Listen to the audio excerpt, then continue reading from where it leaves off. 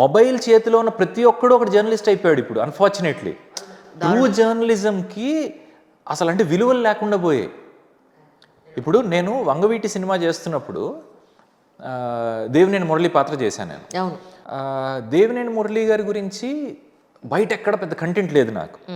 Okay, మీరు కొన్ని వీడియోలు చూసానని చెప్పారు. ఒక్క వీడియో అండి, యూట్యూబ్లో ఉన్న ఒకే ఒక్క వీడియో, ఒక 2 ఫోటోగ్రాఫ్స్ విచ్ రామ్ గోపాల్ వర్మ గారు హ్యాస్ గివెన్ మీ. అది తప్ప నాకు ఇంకేం లేదు. అండ్ నాకున్న అలవాటు ఏంటి, I need to know more about the character. ఈ హోంవర్క్లు నాకు అలవాటు. అందుకు నేనేం చేశా, అప్పుడు విజయవాడలో జర్నలిస్టులు ఎవరున్నారు అని లక్కీగా నాకు కొంతమంది సీనియర్ జర్నలిస్టులు కొంతమంది హైదరాబాద్లో వాళ్ళు పరిచయం ఉంటే వాళ్ళ ద్వారా వాళ్ళని పట్టుకుని, కొంతమంది ఢిల్లీలో ఉన్నారు, కొంతమంది హైదరాబాద్లో, కొంతమంది విజయవాడలో ఇలా ఉన్నారు, స్కాటర్ అయిపోయి ఉన్నారు.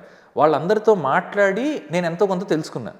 ఈ రోజు జరుగుతున్న ఒక ఇన్సిడెంట్ గురించి కానీ, ఒక హ్యాపెనింగ్ గురించి ఒక 15-20 సంవత్సరాల తర్వాత లేదా 30 సంవత్సరాల తర్వాత ఇంత అథారిటేటివ్గా ఇదిగో ఇప్పుడు ఇలా జరిగిందయ్యా అని చెప్పడానికి ఎవరన్నా జర్నలిస్టులు ఇంకా ఉన్నారంటారా?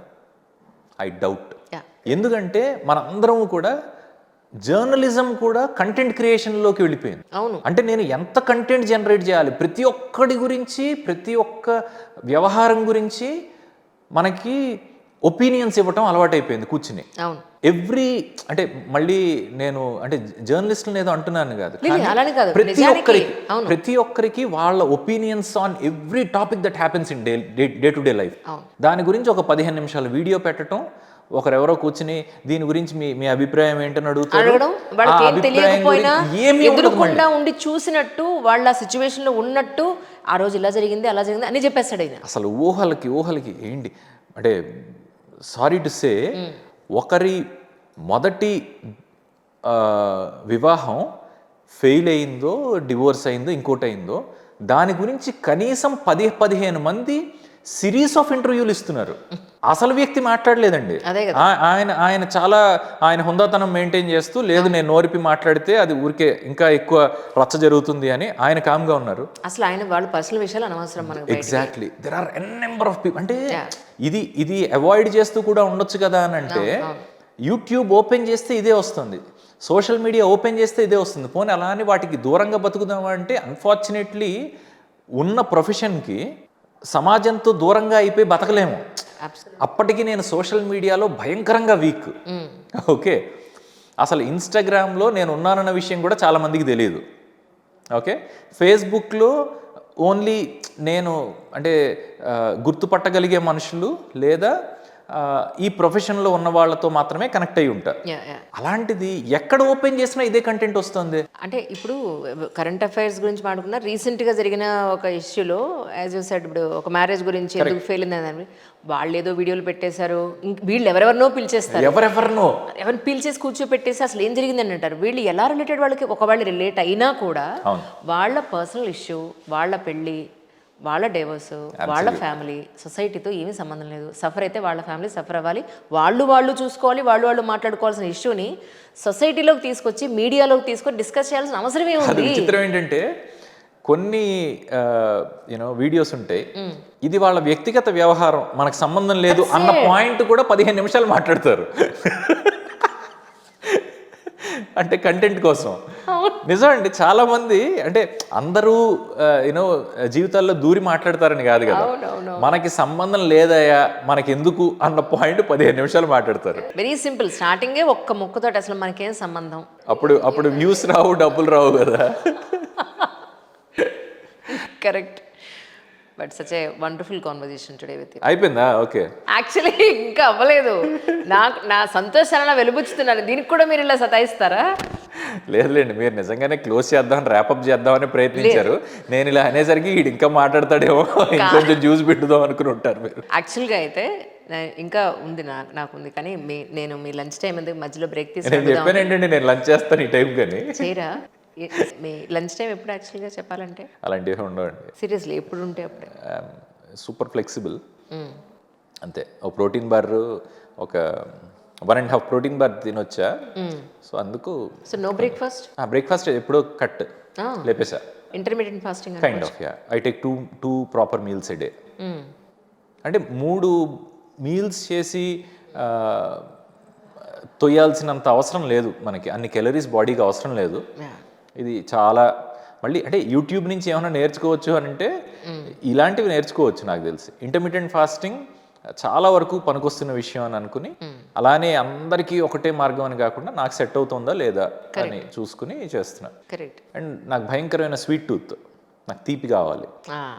ఓకే, సో అందుకు ఆ రోజులో ఒక చాక్లెటో ఐస్ క్రీమో స్వీటో తినటానికి ఒక మీల్ ఎగిరిపోయినా పర్వాలేదు అని అనుకుని 2 మీల్స్కి వచ్చి సో ఈ కొద్ది గొప్ప స్వీట్ కూడా తీసుకుంటాను అనమాట. అలా balancing my meals. What you do for your fitness అంటే ఏం చెప్తారు? విపరీతంగా క్రికెట్ ఆడతా. అసలు లాస్ట్ 2 ఇయర్స్ నుంచి అయితే పిచ్చి క్రికెట్ ఆడుతున్నా. అంటే ఒకటి ఫిజికల్ ఫిట్నెస్కి స్పోర్ట్ ఎప్పుడు మంచిదని అంటారు కాబట్టి అది క్రికెట్ ఆడుతున్నా. అండ్ ఒక టీమ్ బాండింగ్ లేకపోతే ఒక స్ట్రెస్ రిలీఫ్కి విపరీతంగా ఉపయోగపడుతుంది. అవును. సో ఈ మధ్య అంటే లాస్ట్ ఒక 2-3 మంత్స్గా కొంచెం తగ్గా. ఎక్కడ ఆడుతున్నారు యాక్చువల్లీ? ఆడేది హైదరాబాద్లో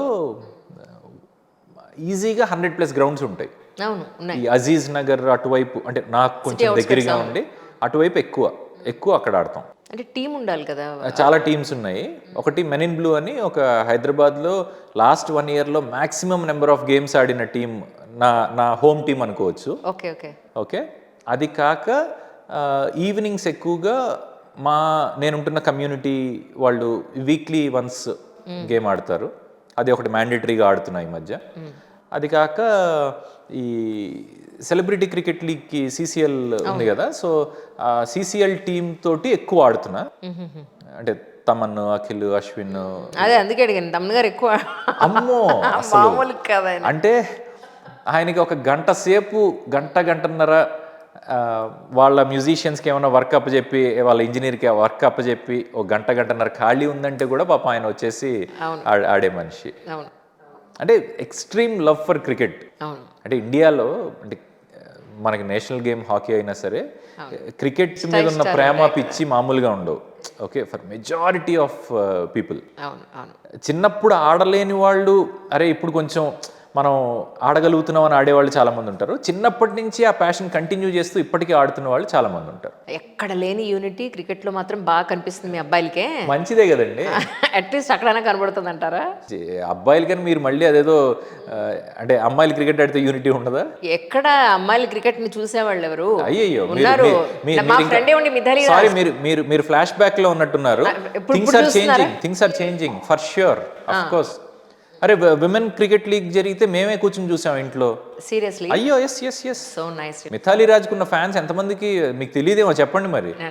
మీ ఫ్రెండ్ మిథాలీ రాజ్ అయితే చెప్పండి. మిథాలీ రాజ్ గారికి చాలా మంది ఫ్యాన్స్ ఉన్నారు. ఐ నో అది తెలుసు. కాకపోతే నేను లేడీ క్రికెట్ అది జరుగుతుంటే మ్యాచ్ వస్తూ ఉంటే సరదాగా వీళ్ళు జోకులు వేసేవాళ్ళు నేను చాలా మంది చూసాను.